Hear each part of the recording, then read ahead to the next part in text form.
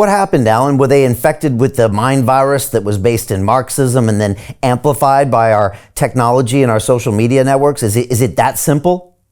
No, it's simpler than that.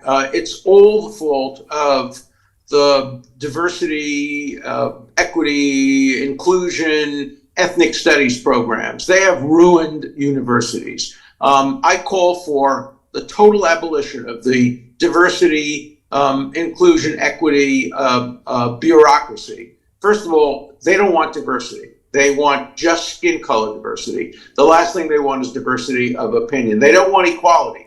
Equity is the exact opposite of equality. It means identity politics. It means no meritocracy. They certainly don't want inclusion. As the former president of Harvard put it, they exclude Jews, Asians, and other non-privileged minorities. They want the privileged minorities, African Americans and others. And these privileged minorities support Hamas. Women for Hamas, gays for Hamas, transgenders for Hamas. My son had an interesting idea, birthright, which sends Jewish kids to Israel to see their birthright. Birthright for Gaza. Let's send gays for Gaza to Gaza. And it would be cheap because they wouldn't have to get a return ticket. They'd all be murdered and would be killed by Hamas. This is such absurdity. And it grows out of a mindset that is anti-American, that sees everything in terms of secular colonialist nonsense, and there's no room, no opportunity for debate. It's a knee-jerk attitude, and there's nothing to do with Palestinians. Let's be clear about that. The two things that has nothing to do with the Palestinians are ceasefire. If the Palestinians were allegedly oppressed by Syria and Iraq and Turkey, as the Kurds are, nobody would ever see a demonstration. There have been no demonstrations on college campuses to speak of about Darfur, what's going on there. Very few about Russia and Ukraine. In fact, a few have been in favor of Russia. This is not about Palestine. It's not good for the Palestinians. This is pure anti-Americanism, anti-Semitism, anti-Westernism, anti-Judeo-Christianism, and anti the right approach to things. It's just anti, and it's back to the anarchy of the 1970s, but it's much, much worse. Is it going to get worse before it gets better, and how can we fix it, Alan? It's getting much worse because these people who are the Hitler Youth of today are the future of tomorrow.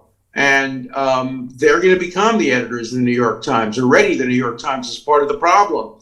Look, why does Hamas do this? It does this because it has a winning strategy. They call it the CNN strategy. In my book, War Against the Jews, I call it the dead baby strategy.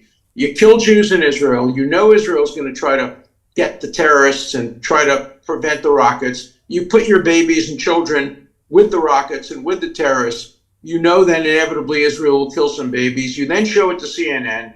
CNN puts it in the lead because if it bleeds, it leads. And if it bleeds babies, it leads even more.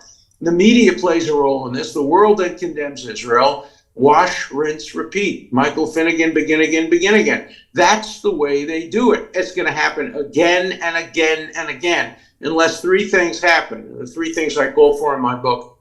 Hamas must be totally destroyed. People say, oh, you can never destroy an ideology. Yes, you can. When the Nazis were completely destroyed, when there was unconditional surrender, total war, the Germans became one of the best countries in the world. The Nazi ideology was destroyed along with the Nazi generals, and you can destroy Hamas's ideology along with Hamas. So that's step one. Step two is you've got to go after Iran. They're the leader of the pack. They're the head of the snake. And Israel, once it cleans up Hamas, must destroy Iran's nuclear capacity. They deserve it. They declared war in Israel. The United States should supply them with the logistical needs necessary to do it, bunker bombs, etc. Third, the United States should pressure Saudi Arabia to make peace with Israel and become part of the Abraham Accords. The reason that this all started was because Iran wanted to make sure that Israel and the Saudis never made peace. And so the end result has to be the peace treaty between Israel and the Saudi Arabian government. So Jim Rickards has just recorded a video that's not available to anyone in the public, and he's going to be talking about how this upcoming recession is going to be fast, it's going to be bloody, it's going to be nasty. But at the same time, he's going to show you how you can position yourself to profit from all of this chaos. Now, we've made this video only available to our viewers. Go to londonreal.tv/Jim. Watch that immediately.